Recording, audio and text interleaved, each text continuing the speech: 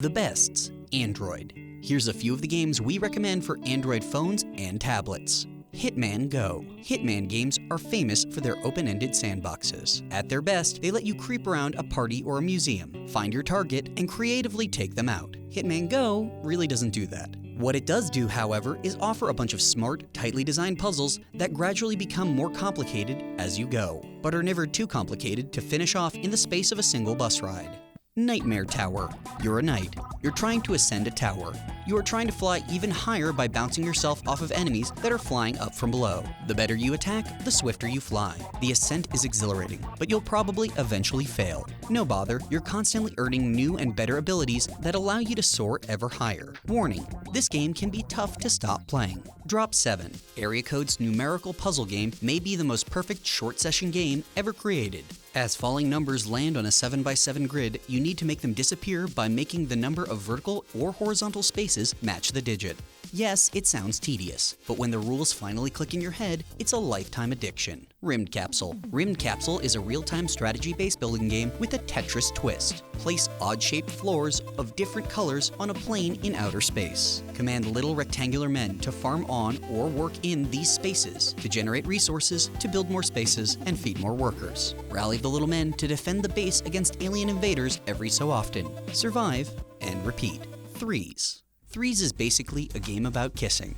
And math. You slide a bunch of little numbers around a tiled pad, trying to get two like numbers next to each other. If you can do that, they'll get friendly and combine to form a new, bigger number. Keep on moving, keep on combining, and your score will climb and climb. Threes is an immaculately designed game, made all the more winning for its aesthetics. Charming, musical, and deviously addictive, it'll become a new obsession. HOPLITE.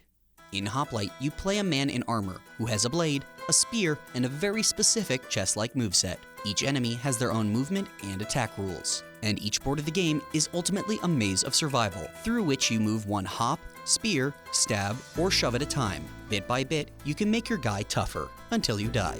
Then start again. It's so simple, so pure, so damn hard, but it allows so many different approaches that it's hard to stop playing. Become a master at distanced, spear-based attacking, or upgrade your bashing ability and just push guys off the grid. Options, options. So many to tease your brain. The Room 3. While just as polished and fun as its two predecessors, The Room 3 further improves on the series' basic formula in some interesting ways. Each level still consists of a large object in the middle of a room, with you slowly picking, twisting, and puzzling it open. When you finally trigger a solution, it's as gratifying as ever to watch the mechanism roar to life and unfold into a whole new set of intricate challenges. But the Room 3 also turns inward, bending its rules of time and space in order to fit puzzles within puzzles and achieve maximum puzzle density. Same creepy atmosphere, same mysterious story, better puzzles than ever.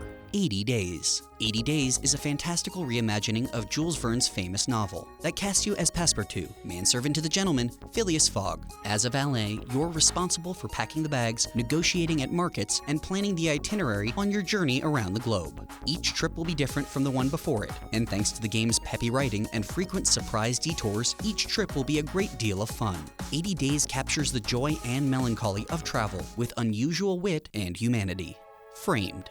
Framed tells a comic book tale of espionage, intrigue, and death-defying escapes, with a twist. You, the player, can rearrange the frames of a story to change the outcome of a given page. That usually means figuring out the best way to set things so the protagonist sneaks past their pursuers undetected. But it can also mean a lot of other things as well. Framed is a great deal of fun, with style to spare. Ridiculous fishing. You wouldn't think that a game that stitches together fishing and firearms would be a sublime mobile experience. Well, maybe you would think that. And if you did, you're right, so good for you. Everything about Ridiculous Fishing, A Tale of Redemption, is both as ridiculous and as great as the title suggests. You'll be playing, fishing, and shooting for many hours to come. Super Hexagon. Super Hexagon is a game that will kill you in seconds. It's not impossible, but at first it seems like it is. A series of geometric shapes flows toward the center of the screen to the beat of the music, and your task is to dodge them. You won't. You'll die. At first, you'll die in seconds. If you get really good, you'll die in minutes. And you'll love every moment. Endless Snowboarder Alto's Adventure defies whatever fatigue we might feel for the endless runner genre, stripping away layers of gaudy mobile paint to rediscover an elegant core. It's a simple, fun game about floating, sliding, and jumping endlessly forward through rain, snow, and darkest night.